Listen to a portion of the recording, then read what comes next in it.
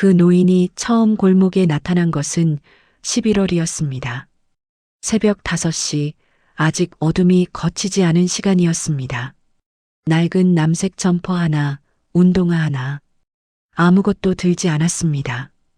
어디서 오는지, 어디로 가는지 아무도 몰랐습니다. 그냥 걷고 있었습니다. 골목을 따라, 시장 옆을 따라, 다시 어둠 속으로. 그 노인이 대한민국 10손가락 안에 드는 그룹의 회장이라는 것을 그 골목에 아무도 몰랐습니다. 몇 년 전부터 공식 석상에 거의 모습을 드러내지 않았고 언론에 남아있는 얼굴도 10년은 더 젊었을 때 사진뿐이었습니다. 강인호, 인호그룹 창업주, 자산 규모 40조, 임직원 4만 2천 명. 그 사람이 한겨울 새벽에 남의 동네 골목을 혼자 걷고 있었습니다. 낡은 점퍼를 입고 아무도 알아보지 못하게. 왜 그랬는지는 조금 더 들어가야 알 수 있습니다. 강인호는 평생 2가지만 있었습니다. 회사와 아들. 그게 전부였습니다. 아내 오정희가 떠난 것은 아들 민준이가 3살 때였습니다. 심장이 약했습니다. 강인호는 그날 밤 민준이를 안고 한참을 아무것도 하지 않았습니다. 울지도 않았습니다. 그냥 앉아 있었습니다. 그 뒤로 강인호의 세상은 단둘이었습니다. 회사와 민준. 민준은 아버지와 달랐습니다. 강인호가 강철이라면 민준은 옹기였습니다. 사람한테서 눈을 못 떼는 아이였습니다. 대학 시절엔 형편 어려운 친구 밥을 사주느라 용돈이 항상 모자랐습니다. 졸업 후엔 아버지한테 손을 벌렸습니다. 장학재단을 만들겠다고. 강인호는 어이가 없어서 웃었습니다. 그리고 허락했습니다. 그게 인호장학재단이 생긴 이유였습니다. 민주는 38배 결혼했습니다. 며느리 박지연은 소아과 의사였습니다. 손자 시우가 태어났고 손녀 시아가 태어났습니다. 강인호는 그 아이들 앞에서 처음으로 바보가 됐습니다. 시아가 손을 잡아달라고 하면 그 손을 절대 놓지 않았습니다. 그 시절 강인호는 처음으로 생각했습니다. 이제 됐다고. 이만하면 됐다고. 그 생각을 한 지 2달 뒤에 헬기가 떨어졌습니다. 민준이는 헬기 조종을 좋아했습니다.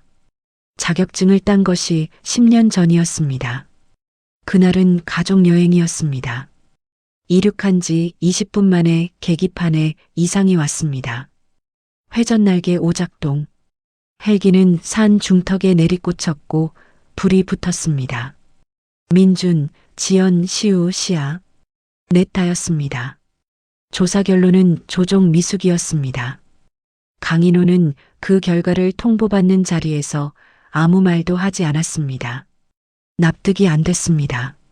10년을 탄 사람이 조종 미숙이라는 말이. 하지만 증거가 없었습니다. 헬기는 추락하며 폭발했고 불이 모든 것을 태워버렸습니다. 블랙박스도 소실됐습니다. 강인호는 그 결론을 받아들이기로 했습니다. 그것 말고는 선택지가 없었습니다. 그로부터 6개월, 강인호는 매일 이사회에 나갔습니다. 결제를 했습니다. 회의에 앉아 있었습니다. 하지만 아무것도 하지 않았습니다. 비서실장 김서연이 서류를 가져오면 사인을 했고 최병두 부회장이 보고를 올리면 고개를 끄덕였습니다. 30년을 함께한 부회장. 강인호는 그를 의심하지 않았습니다. 의심할 이유가 없다고 생각했습니다. 그렇게 생각했습니다. 그러다 감사팀장이 찾아왔습니다. 아무도 모르게 서류 봉투 하나를 내밀었습니다. 회장님께서 보셔야 할 것 같습니다. 그 말만 하고 나갔습니다. 봉투 안에는 계열사 자금 이동 내역이 있었습니다. 5년에 걸친 것이었습니다. 숫자들이 어딘가로 빠져나가고 있었습니다. 페이퍼 컴퍼니. 강인호는 그 회사 이름을 처음 봤습니다. 그런데 그 회사와 거래한 곳 이름이 눈에 걸렸습니다. 헬기 정비업체. 민준의 헬기를 마지막으로 정비한 곳. 손이 천천히 떨렸습니다. 사고가 아닐 수 있다는 생각이 처음으로 머리를 스쳤습니다. 그 생각은 들어오자 다시는 나가지 않았습니다. 강인호는 다음날 감사팀에 비공개 조사를 지시했습니다. 그 지시가 어딘가로 새어나갔습니다. 강인호는 몰랐습니다. 최병두는 알았습니다. 최병두 부회장은 그날 밤 박성철을 불렀습니다. 박성철은 최병두의 오른팔이었습니다. 겉으로는 온화하고 말없는 사람. 임원 중 아무도 그를 경계하지 않았습니다. 그래서 더 위험했습니다. 박성철은 사람을 시켰습니다. 헬기를 마지막으로 정비한 정비사 김태식. 조사가 시작되면 가장 먼저 불려나올 사람. 김태식은 사흘 만에 잠적했습니다. 가족도 연락이 끊겼습니다. 강인호는 보고를 받았습니다. 막혔습니다. 증거가 없었습니다. 잡을 수가 없었습니다. 그날 밤 강인호는 옷장을 열었습니다. 정장 15벌이 걸려 있었습니다. 그는 그것들을 지나쳐 구석에서 점퍼 하나를 꺼냈습니다. 짙은 남색, 보온재가 뭉쳐 어깨가 울퉁불퉁한 오래된 점퍼. 민준이가 대학 시절 입던 것이었습니다. 20년 넘게 버리지 못하고 두었던 것이었습니다. 강인호는 그것을 입었습니다. 거울을 보지 않았습니다. 그리고 나섰습니다. 법으로 안 된다면, 공식으로 안 된다면 내가 직접 찾겠다. 회사 안 사람에게는 맡길 수 없었습니다. 누가 누구 편인지 이미 알 수 없는 판이었습니다. 필요한 건 유능한 임원이 아니었습니다. 아직 물들지 않은 사람, 이 판을 전혀 모르는 곳에서 온 사람, 그 사람이 필요했습니다. 그것이 강인호가 새벽 골목을 걷기 시작한 이유였습니다. 같은 시각 마포구 어느 고시원 3층 끝방에서 이준서가 눈을 떴습니다. 알람은 새벽 5시였습니다. 창문이 없는 방이었습니다. 한쪽 벽엔 전공 서적이 쌓여 있었고 반대쪽엔 어머니 약봉투가 쌓여 있었습니다. 준서는 천장을 잠시 보다가 일어났습니다. 이준서, 명문대 경영학과 4학년. 졸업까지 2달 남았습니다. 어머니 이순희는 경남 통영 출신이었습니다. 준서가 태어나기 전 남편이 사라졌습니다. 이순희는 그 뒤로 그 사람 이야기를 한 번도 하지 않았습니다. 준서도 한 번도 묻지 않았습니다. 둘이 그렇게 살았습니다.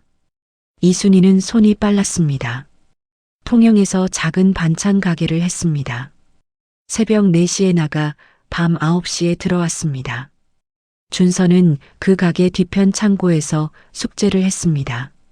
가난했지만 배는 항상 불렀습니다.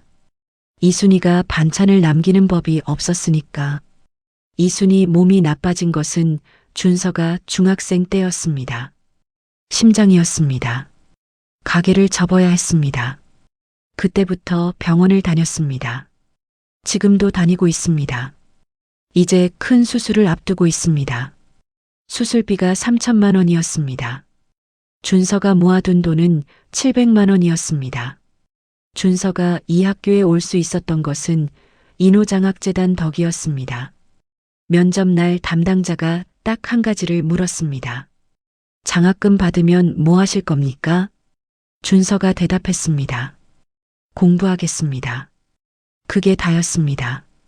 합격 통보가 왔을 때 이순희는 그날 처음으로 아들 앞에서 울었습니다. 준서도 울었습니다. 서로 모른 척했습니다. 등록금은 장학금으로 해결했습니다. 생활비와 어머니 병원비는 준서 몫이었습니다. 편의점 야간 알바를 시작했습니다. 밤 11시부터 새벽 6시까지. 수업은 낮에 들었습니다. 잠은 틈틈이 잤습니다. 그게 4년이었습니다. 그날 새벽도 마찬가지였습니다. 준서가 진열대를 정리하고 있을 때 점장이 들어왔습니다.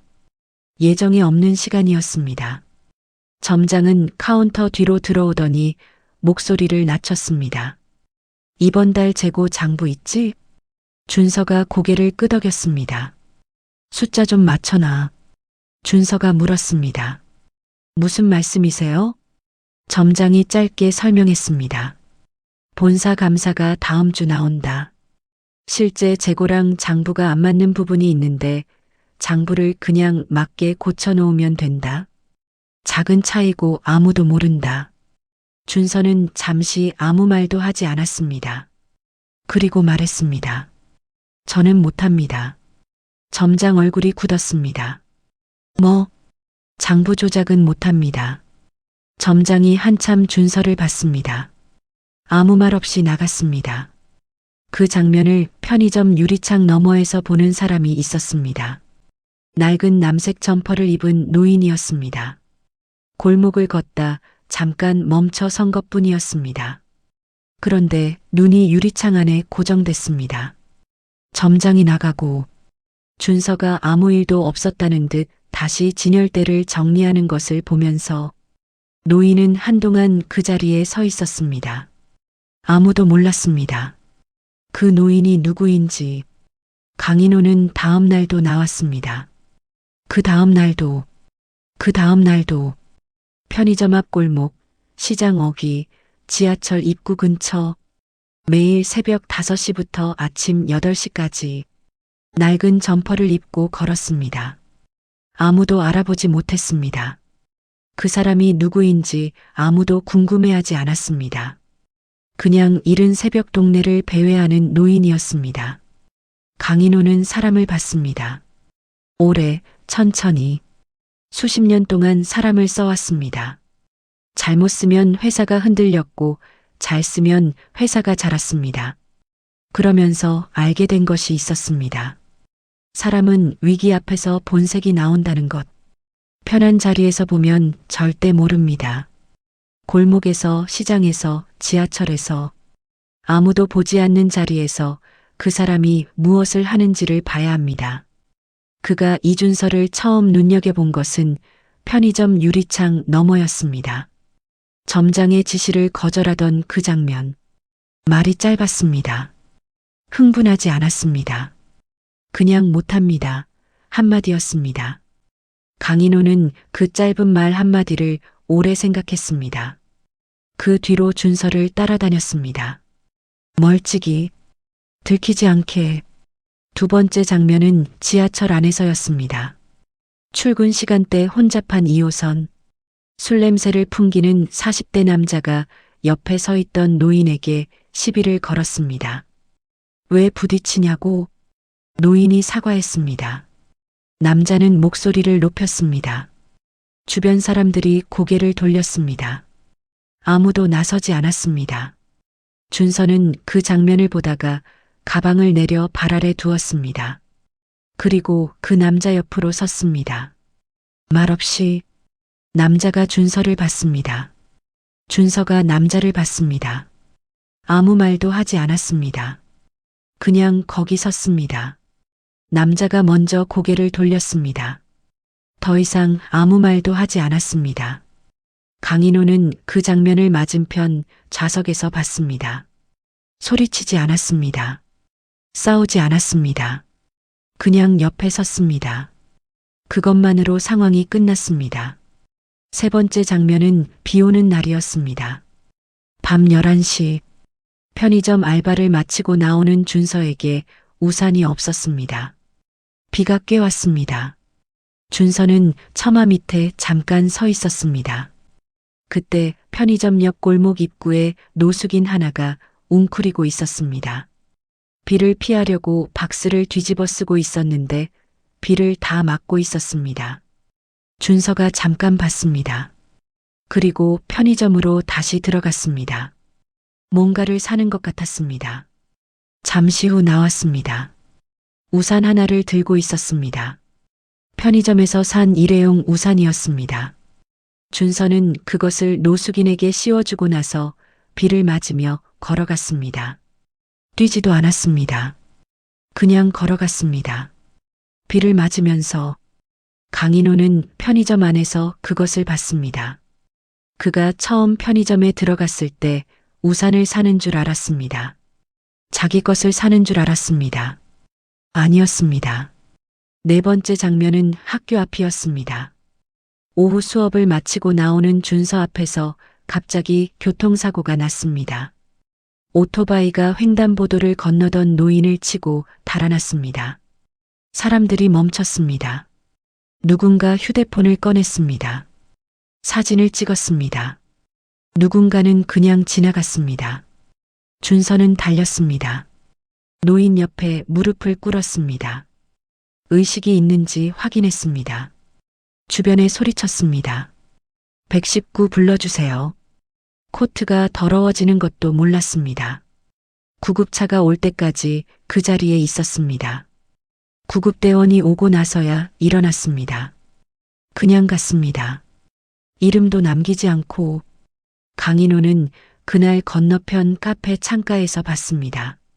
커피가 식는 것도 몰랐습니다. 다섯 번째 장면은 강인호 본인이 만들었습니다.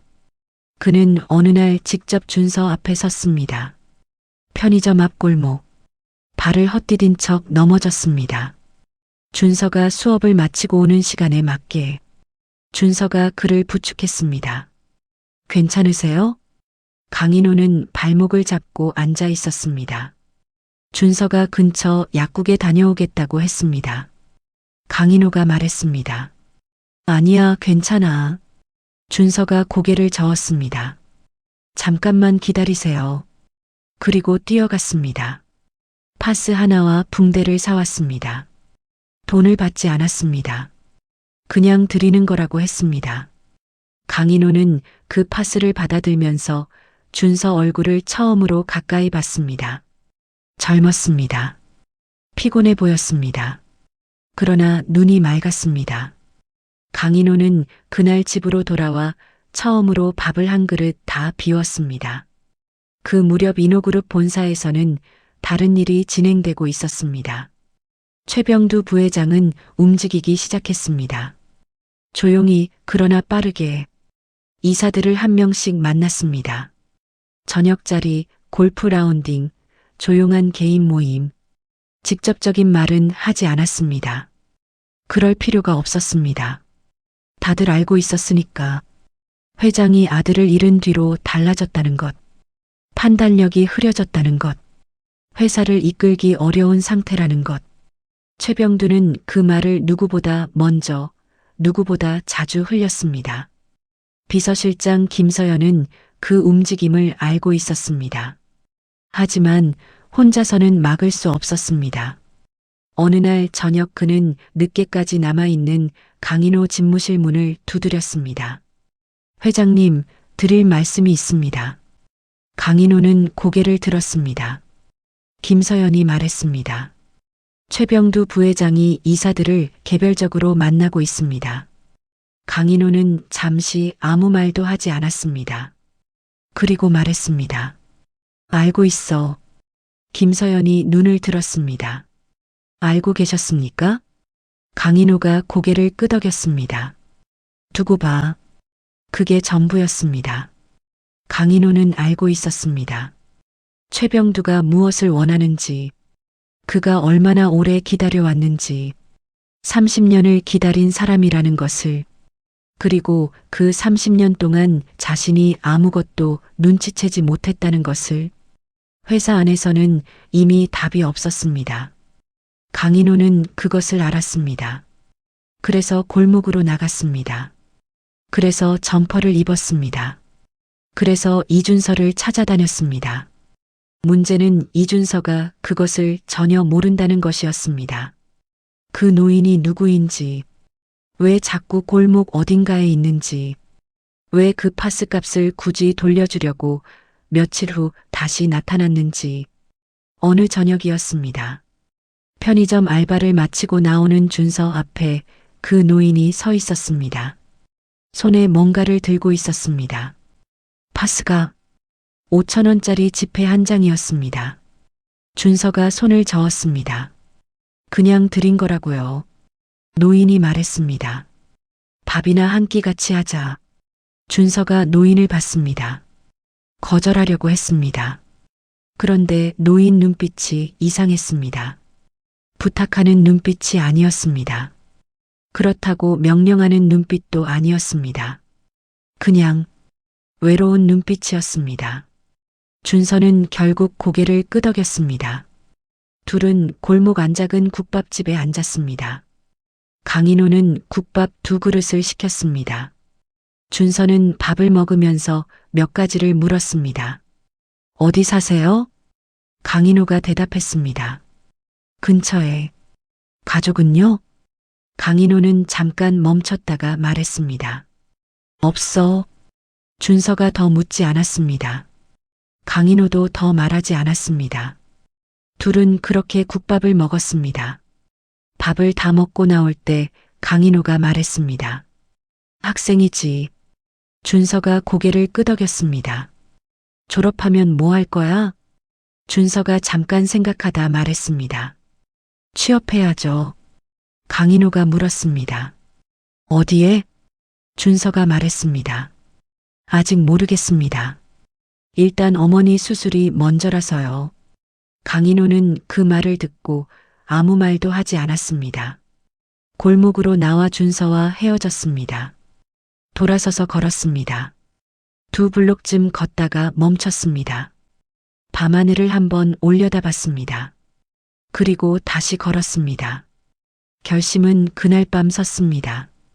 강인호는 다음 날 김서연을 불렀습니다. 비서실장이 들어오자 문을 닫으라고 했습니다. 그리고 말했습니다. 이준서라는 청년을 찾아봐. 김서연이 받아 적었습니다.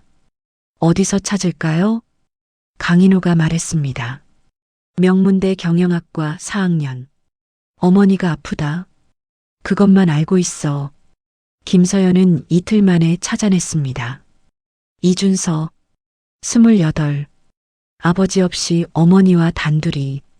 성적은 상위 2%. 장학금으로 학교를 다녔습니다. 인호장학재단. 김서연은 그 부분을 읽다가 멈췄습니다. 회장님, 강인호가 말했습니다. 알아. 그게 전부였습니다. 강인호는 직접 나섰습니다. 골목에서 만나는 것이 아니라 이번엔 정면이었습니다. 준서가 도서관에서 나오는 시간에 맞게 기다렸습니다. 낡은 점퍼 그대로였습니다. 준서가 그를 알아봤습니다. 국밥집 그 노인. 강인호가 말했습니다. 잠깐 걸을 수 있어? 준서가 고개를 끄덕였습니다. 둘은 학교 근처 공원 벤치에 앉았습니다. 강인호는 한동안 말이 없었습니다. 준서도 기다렸습니다. 강인호가 입을 열었습니다. 우리 회사에 지원할 생각 있어? 준서가 그를 봤습니다. 회사요? 강인호가 말했습니다. 인호그룹. 준서 눈이 달라졌습니다. 노인을 다시 봤습니다. 낡은 점퍼를, 운동화를. 강인호가 말했습니다. 강인호야. 회장. 준서는 한동안 아무 말도 하지 못했습니다. 그리고 말했습니다. 왜 저한테요? 강인호가 말했습니다. 봤어. 무엇을 봤냐고 준서가 물었습니다. 강인호가 대답했습니다. 편의점에서, 지하철에서, 비 오던 날. 준서 얼굴이 굳었습니다. 그걸 다 보셨어요. 강인호가 고개를 끄덕였습니다. 준서는 잠시 생각했습니다. 그리고 말했습니다. 저는 인호장학재단 장학생이었습니다. 알아, 강인호가 말했습니다. 준서가 말했습니다. 사실 졸업하면 인호그룹에 지원하려고 했습니다. 재단 덕분에 여기까지 왔으니까요. 받은 것보다 더 많이 돌려드리고 싶었습니다. 그런데 회장님이 직접 찾아오셨으니 이건 제가 원하는 방식이 아닙니다. 강인호가 물었습니다. 무슨 방식? 준서가 말했습니다.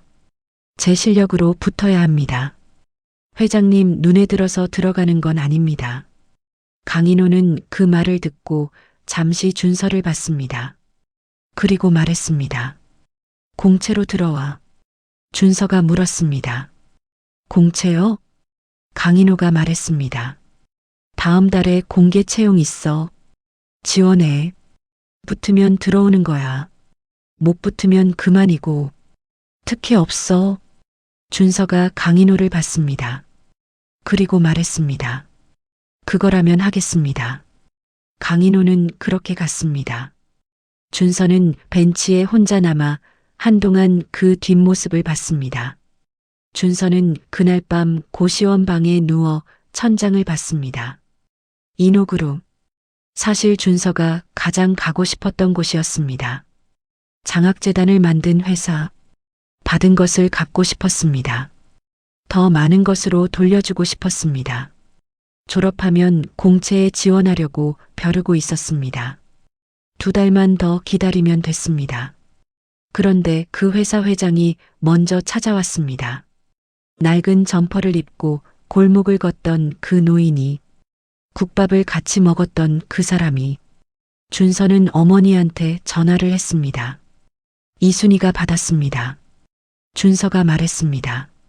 어머니 잘 있어요? 이순이가 말했습니다. 그래. 너는?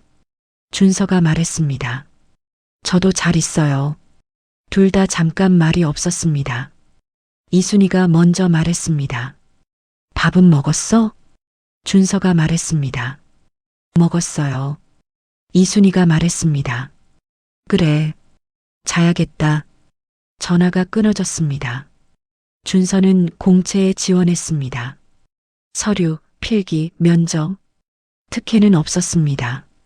강인호 말이 맞았습니다. 아무도 준서를 알아보지 못했습니다. 면접관들도 마찬가지였습니다. 준서는 그냥 지원자 중 한 명이었습니다. 최종 합격 통보가 왔을 때 준서는 잠깐 멈췄습니다. 그리고 짐을 쌌습니다. 입사 첫날, 준서는 영업지원팀 막내였습니다. 아무도 그가 누구인지 몰랐습니다. 회장도 몰랐습니다. 아니, 회장만 알았습니다. 처음 석 달은 아무것도 아니었습니다. 커피를 탔습니다. 회의록을 정리했습니다. 서류를 복사했습니다. 불평하지 않았습니다. 그냥 했습니다. 그러다 첫 번째 기회가 왔습니다. 팀장이 아무도 안 맡으려는 일을 던졌습니다. 강원도 소재 부실 계열사 현황 파악. 망해가는 회사였습니다. 손댈수록 손해라는 소문이 있었습니다. 팀 내 아무도 손을 들지 않았습니다. 준서가 들었습니다. 준서는 혼자 강원도로 내려갔습니다. 일주일을 거기 있었습니다. 현장 직원들을 만났습니다. 장부를 들여다봤습니다. 문제가 경영이 아니라 유통구조에 있다는 것을 찾아냈습니다. 서울로 올라와 보고서를 냈습니다. 팀장이 읽었습니다. 부장이 읽었습니다. 그리고 그 보고서가 위로 올라갔습니다. 강인호는 그 보고서를 읽었습니다. 이름을 봤습니다. 이준서. 강인호는 보고서를 덮었습니다. 그리고 지시를 내렸습니다.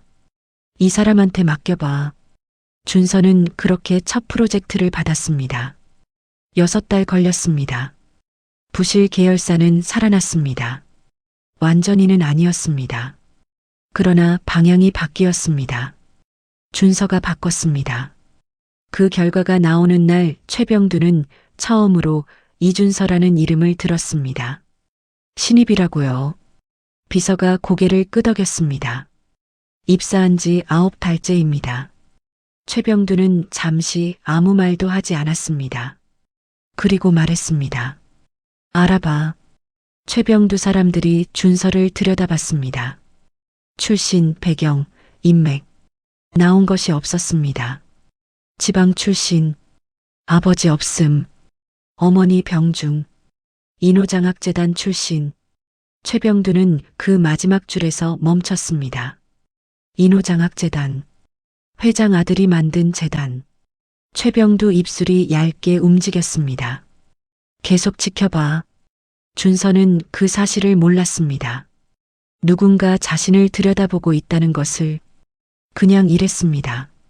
아침 일찍 출근했습니다. 밤 늦게 퇴근했습니다. 주말도 나왔습니다. 동료들이 물었습니다. 왜 그렇게 일해요? 준서가 말했습니다. 해야 하니까요. 동료들이 웃었습니다. 준서도 웃었습니다. 어느 날 퇴근길에 전화가 왔습니다. 모르는 번호였습니다. 받았습니다. 조용한 목소리였습니다. 이준서 씨 맞죠? 그렇다고 했습니다. 목소리가 말했습니다. 어머니가 다니시는 병원 있죠? 준서가 멈췄습니다. 그 병원에 좀 신경을 쓰십시오. 전화가 끊어졌습니다. 준서는 그 자리에 한동안 서 있었습니다. 그리고 어머니한테 전화를 했습니다. 이순이가 받았습니다. 어머니 병원 잘 다니고 있어요. 이순이가 말했습니다. 그래. 왜? 준서가 말했습니다. 그냥요. 준서는 전화를 끊고 다시 걸었습니다. 손이 약간 떨렸습니다. 그래도 걸었습니다. 멈추지 않았습니다. 그날 밤 준서는 고시원 방에 누워 한동안 천장을 봤습니다.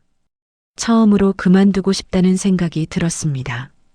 어머니 수술 날짜가 석 달 앞이었습니다. 아직 돈이 모자랐습니다.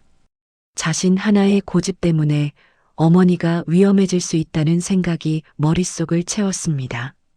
가방 속 서류를 꺼냈습니다. 한참 봤습니다. 그리고 다시 집어넣었습니다. 내일 아침에 다시 생각하자. 눈을 감았습니다. 잠은 오지 않았습니다. 그 무렵 인호그룹 이사회에서는 이상한 일이 벌어지고 있었습니다. 최병두가 새로운 사업 계획을 올렸습니다. 동남아 물류시장 진출. 숫자가 그럴듯했습니다. 보기에 좋았습니다. 강인호는 그 계획서를 읽으면서 무언가 걸렸습니다. 수익 구조가 이상했습니다. 진출 초기 비용이 지나치게 부풀려져 있었습니다. 그 돈이 어디로 가는지가 불분명했습니다. 강인호는 보류 결정을 내렸습니다. 이사회가 술렁였습니다. 최병두가 조용히 말했습니다. 회장님, 이 기회를 놓치면 경쟁사에 밀립니다. 강인호는 대답하지 않았습니다. 다음 날 이상한 기사가 났습니다. 인호그룹 회장, 최근 경영 판단 잇따라 지연. 내부 관계자 말을 인용한 기사였습니다. 강인호는 그 기사를 읽고 신문을 덮었습니다. 빠르게 움직이고 있었습니다. 최병두가 그날 오후 준서는 팀장에게 불려갔습니다. 동남아 물류계획서 검토해봤어? 팀장이 말했습니다.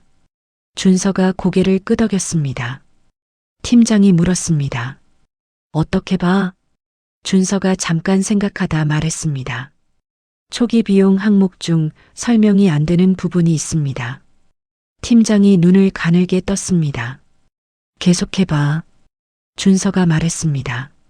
물류창고 임차 비용이 시장 시세의 2배입니다. 임차 상대방이 누구인지 계획서에 나와 있지 않습니다. 팀장이 잠시 아무 말도 하지 않았습니다. 그리고 말했습니다. 그건 내가 알 바 아니야. 준서가 말했습니다. 그렇지만 이상합니다. 팀장이 말했습니다. 그냥 있어. 준서는 나왔습니다. 그냥 있지 않았습니다. 준서는 그날 밤 혼자 계획서를 다시 들여다봤습니다. 임차 상대방을 찾아냈습니다. 페이퍼 컴퍼니였습니다. 그 회사 실소유주를 추적했습니다. 이름이 나왔습니다. 박성철, 인호그룹 전무, 최병두 부회장의 오른팔. 준서는 그 이름을 화면에서 한동안 봤습니다. 그리고 출력했습니다. 들고 갔습니다.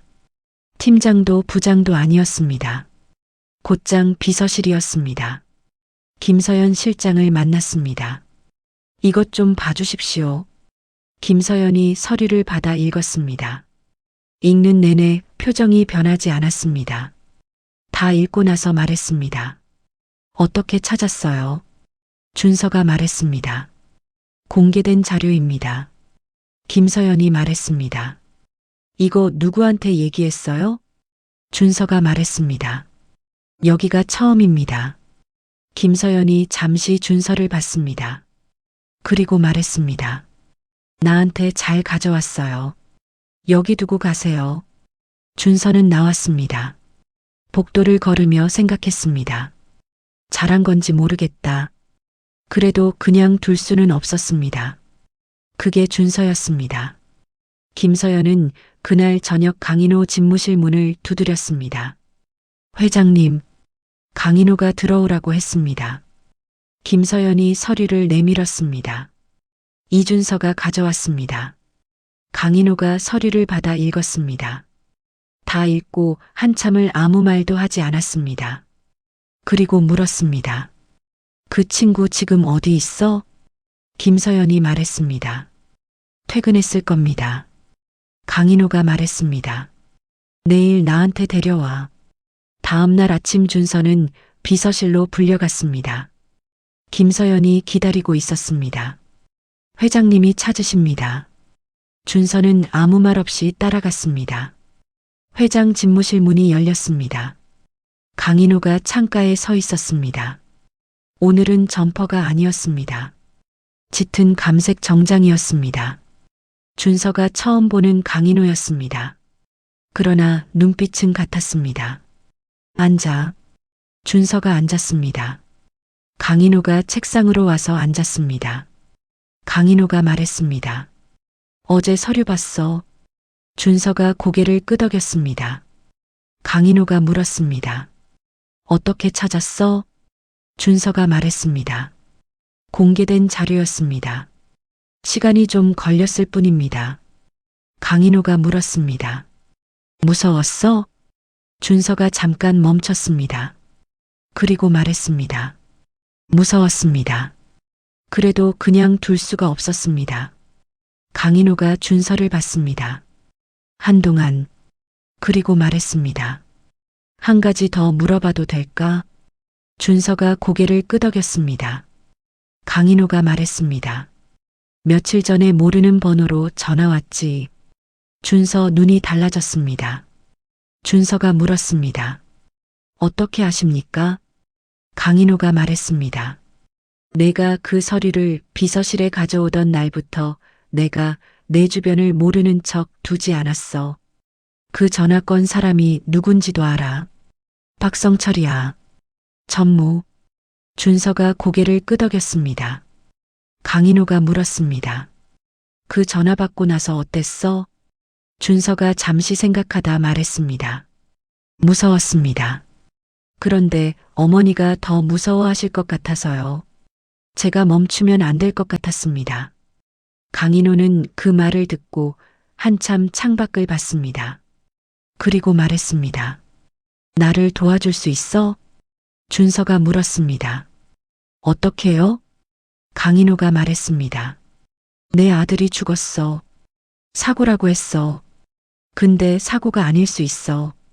준서는 아무 말도 하지 않았습니다. 강인호가 계속 말했습니다. 헬기를 마지막으로 정비한 사람이 있어. 김태식이라는 사람. 사고 직후에 사라졌어. 그 사람을 찾아야 해. 준서가 물었습니다. 경찰은요? 강인호가 말했습니다. 증거가 없어. 내 회사 안에 그 사람들이 있는데 경찰이 움직일 수 있겠어. 준서가 말했습니다. 저는 그런 걸 해본 적이 없습니다. 강인호가 말했습니다. 알아. 그래서 부탁하는 거야. 해본 사람한테는 못 맡겨. 준서가 물었습니다. 혼자서는 못합니다. 뭔가 도움이 있어야 합니다. 강인호가 말했습니다. 김서연이 도울 거야. 내가 쓸 수 있는 사람은 그 사람밖에 없어. 준서는 그날 오래 생각했습니다. 퇴근하고 고시원으로 돌아와서도 생각했습니다. 어머니한테 전화하지 않았습니다. 천장을 보다가 잠이 들었습니다. 다음 날 아침 준서가 다시 비서실을 찾아갔습니다. 김서연한테 말했습니다. 하겠습니다. 강인호는 보고를 받고 아무 말도 하지 않았습니다. 그냥 고개만 끄덕였습니다. 준서는 김태식을 찾기 시작했습니다. 김서연이 회사 내부에서 꺼낼 수 있는 자료들을 건넸습니다. 김태식이 사라지기 직전 사용한 법인카드 내역, 헬기 정비업체 출입 기록, 그리고 김태식 가족이 마지막으로 신고한 주소. 준서는 퇴근 후 시간을 썼습니다. 주말을 썼습니다. 가족이 살던 동네를 찾아갔습니다. 이웃을 만났습니다. 아는 사람을 찾았습니다. 흔적이 조금씩 이어졌습니다. 2달이 걸렸습니다. 그동안 최병두는 조용히 있지 않았습니다. 이사회에서 강인호 결정이 번번이 막혔습니다. 새 물류 계획 부결, 계열사 구조조정 지연, 회장 건강 이상설이 임원 사이에서 흘러다녔습니다. 강인호는 그것들을 다 알면서 아무것도 하지 않는 것처럼 보였습니다. 하지만 아무것도 하지 않는 것이 아니었습니다. 기다리고 있었습니다. 준서를. 어느 늦은 밤이었습니다. 준서가 김태식의 마지막 흔적을 경기도 외곽 어느 작은 마을까지 좁혔습니다. 직접 내려갔습니다. 마을 입구 작은 식당. 주인 할머니한테 사진을 내밀었습니다. 준서가 물었습니다.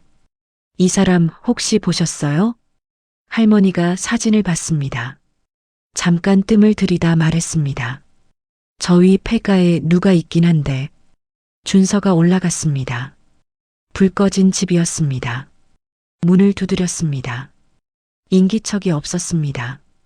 준서가 말했습니다. 김태식 씨. 아무 소리도 없었습니다. 저 이준서라고 합니다. 강인호 회장님이 보냈습니다. 해치러 온 게 아닙니다. 한참 지났습니다. 문이 조금 열렸습니다. 안에서 눈 하나가 내다봤습니다. 수척한 얼굴이었습니다. 머리가 헝클어져 있었습니다.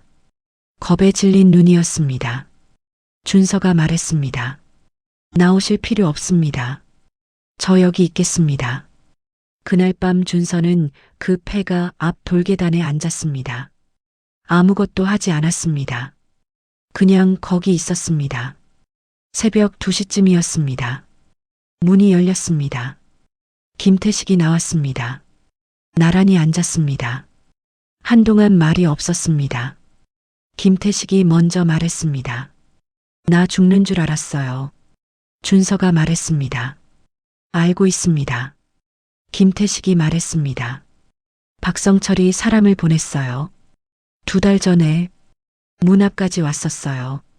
그냥 갔는데 다음엔 안 그럴 것 같았어요. 김태식이 준서를 봤습니다. 그리고 물었습니다. 당신은 안 무서워요? 준서가 말했습니다. 무섭습니다. 그래도 여기까지 왔습니다. 김태식은 한참을 그 말을 씹었습니다. 그리고 말했습니다. 내가 한 겁니다. 헬기요. 박성철이 시켰어요. 부품 하나를 바꿔치기 하라고. 즉시 티가 나는 게 아니라 비행 중에 서서히 망가지는 거라고. 나는 그게 뭘 하려는 건지 몰랐어요. 그냥 돈을 줬고 그냥 했어요. 헬기가 추락했다는 뉴스를 보고서야 알았어요. 내가 무슨 짓을 한 건지. 그때부터 도망쳤습니다. 잡히면 죽을 것 같았고 나서면 더 죽을 것 같았어요. 준서는 그 말을 듣는 내내 아무 말도 하지 않았습니다. 다 듣고 나서 말했습니다. 지금이라도 말씀해 주십시오. 살 수 있는 길은 그것밖에 없습니다. 김태식이 말했습니다. 나 잡히면 죽어요. 준서가 말했습니다. 숨어 있어도 잡힙니다. 이미 박성철이 한번 찾아왔잖습니까? 증인이 되면 검찰이 보호합니다. 숨어 있는 사람은 아무도 보호 못합니다. 김태식이 말했습니다. 증거가 있어야 받아주지 않겠어요. 준서가 말했습니다. 있습니까? 김태식이 잠시 아무 말도 하지 않았습니다. 그리고 천천히 일어났습니다. 집 안으로 들어갔습니다. 잠시 후 나왔습니다. 낡은 비닐봉지였습니다. 안에 휴대폰이 하나 있었습니다. 박성철한테 입금받은 내역이 있어요. 그리고 정비 지시 내용을 메모해서 사진으로 찍어뒀어요. 도망치면서도 버리지 못했어요. 언젠가 쓸 날이 있을 것 같아서 준서는 그 휴대폰을 받아들었습니다. 두 손으로. 김태식은 그 뒤 한동안 아무 말도 하지 않았습니다. 새벽 내내 아무 말도 하지 않았습니다. 동이 텄습니다. 김태식이 일어났습니다. 준서도 일어났습니다. 김태식이 말했습니다. 하겠습니다. 그날 오전 준서는 강인호한테 전화를 했습니다. 찾았습니다. 강인호는 한동안 말이 없었습니다. 그리고 말했습니다. 잘했어. 그 두 글자였습니다. 검찰이 움직이기 시작했습니다. 김태식이 자진 출두했습니다. 진술이 나왔습니다. 박성철로 연결됐습니다. 박성철이 구속됐습니다. 박성철 진술에서 최병두가 나왔습니다. 최병두가 구속됐습니다. 그날 인호그룹 본사는 조용했습니다. 아무도 말을 하지 않았습니다. 임원들이 자기 자리에 앉아 있었습니다. 눈을 마주치지 않았습니다. 이사회가 소집됐습니다. 강인호가 들어왔습니다. 낡은 점퍼였습니다. 정장이 아니었습니다. 이사들이 그를 봤습니다. 강인호가 자리에 앉았습니다. 그리고 말했습니다. 오늘 한 가지 안건이 있습니다. 회장 직속 경영개선실 신설입니다. 강인호가 서류를 밀었습니다. 책임자 이름이 적혀 있었습니다. 이준서. 이사들이 술렁였습니다. 한 이사가 말했습니다. 회장님, 입사한 지 1년도 안 된 사람입니다. 회장 직속이라면 사실상 모든 사업에 손이 닿는 자리 아닙니까? 다른 이사가 거들었습니다. 검증도 안 된 사람한테 그 권한을 줍니까? 강인호는 그 말들을 다 들었습니다. 그리고 천천히 말했습니다. 이 사람이 지난 1년 동안 한 일을 보셨습니까? 부실 계열사를 살렸습니다. 동남아 계획서에서 우리가 보지 못한 걸 혼자 찾아냈습니다.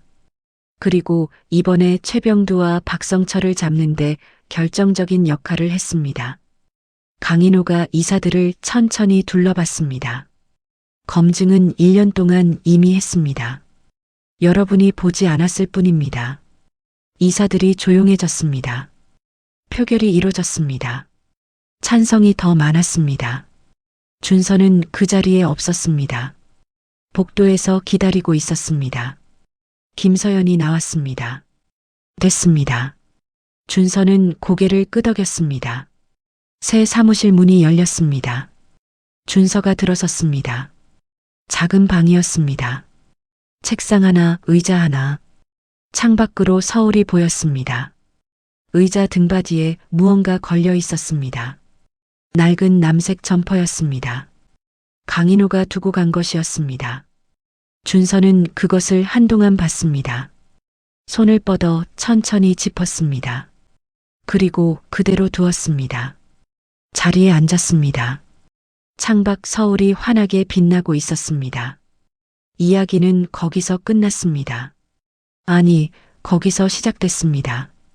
낡은 점퍼를 입은 회장이 골목을 걷던 그 새벽부터, 그리고 그 점퍼가 새 주인을 찾던 그날까지